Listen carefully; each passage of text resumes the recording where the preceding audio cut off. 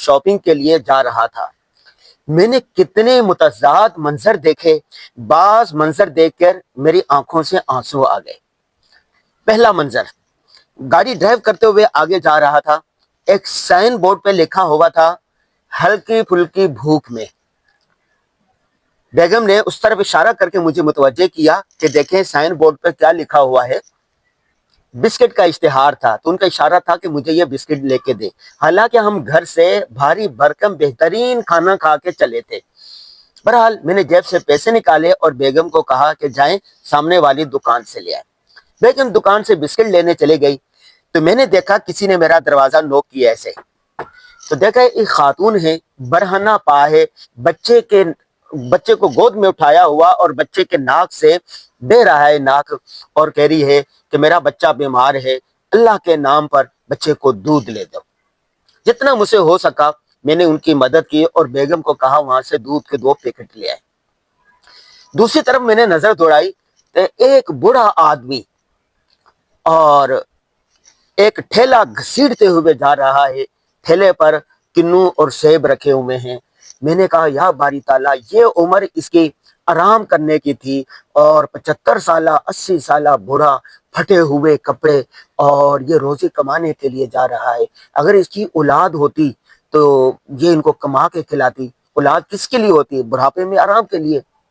ایک اور منظر میں نے دیکھا، سامنے سے 4-5 نوجوان گزرے، ان کے ہاتھ میں اوزار تھے، مختلف قسم کے اوزار تھے، کسی کے ہاتھ میں بجلی کا سامان کے اوزار تھے، پیشکش اور ایک کے ہاتھ میں پھاولا تھا۔ ایک پٹھان نوجوان کو دیکھا، اس نے وہ جو ہوتا ہے تگاری اور اس طرح کی چیزیں اٹھا رکھی تھی، مزدوری کرنے کے لیے، یہ جو مزدور ہوتا ہے گھر بناتے اس میں کام آتا ہے۔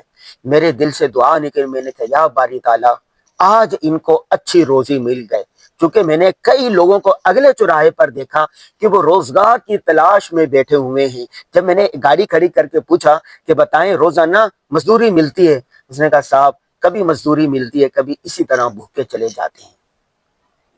میں نے دعا کی یا باری تعالیٰ یہ جوان جن کے ہاتھ میں یہ کسی ہے، تگاریاں ہیں، بیلچے ہیں، ان کے ہاتھ میں کتاب ہونی چاہیے تھی، یہ کالج میں پڑھتے، یونیورسٹی میں پڑھتے، مجبوری نے ان کے ہاتھ میں یہ چیز سما دی ہے۔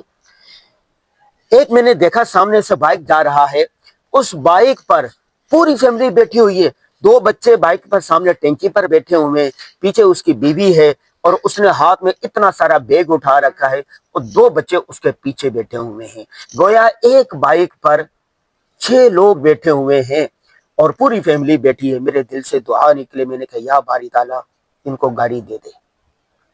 آگے جاتا ہوں تو کیا دیکھتا ہوں کہ مختلف لوگ ہیں، جھگڑا کر رہے ہیں، لڑائی ہو رہی ہے۔ کس بات پر؟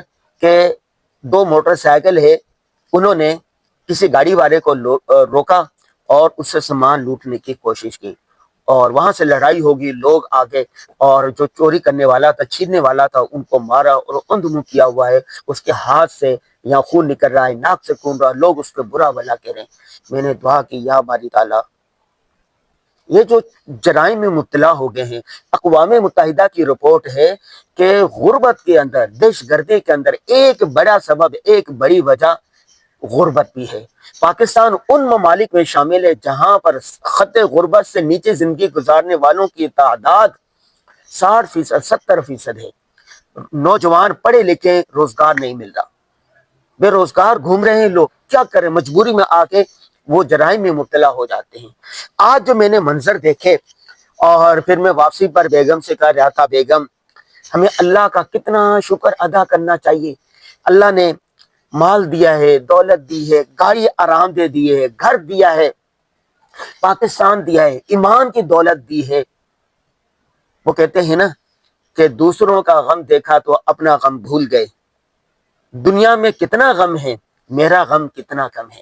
میں نے بیگم کو کہا کہ تیرا غم یہ ہے کہ عید پر میں نے 5-6 جوڑے اچھے خریدنے ہیں، اگر میں نے یہ اچھے جوڑے نہ خریدے تو میری عید کیسے ہوگی؟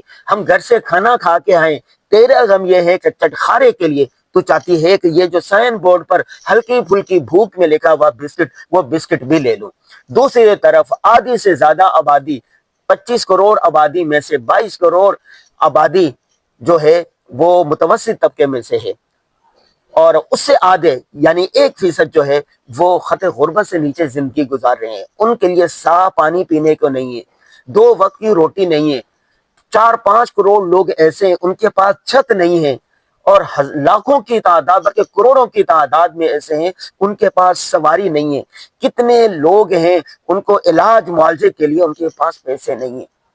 کتنے غم ہیں، ہسپتالوں میں جا کے دیکھیں، ہسپتال بھرے پڑے، علاج معالجے کے لیے پیسے نہیں ہیں۔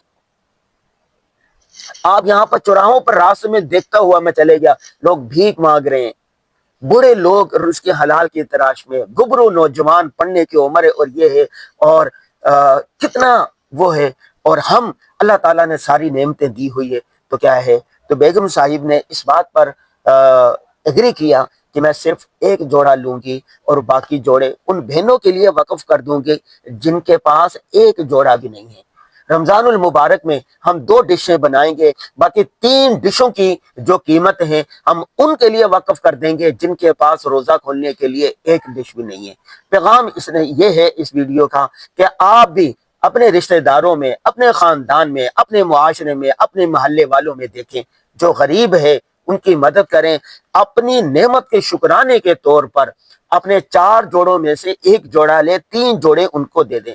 آپ کے جو دسترخوان پر ڈشیں سجنے والی ہیں ان میں سے 2 ڈشیں کم کر دیں، ان کی رقم غریبوں کو دے دیں جو مستحق ہیں، جن کے پاس کچھ نہیں ہے۔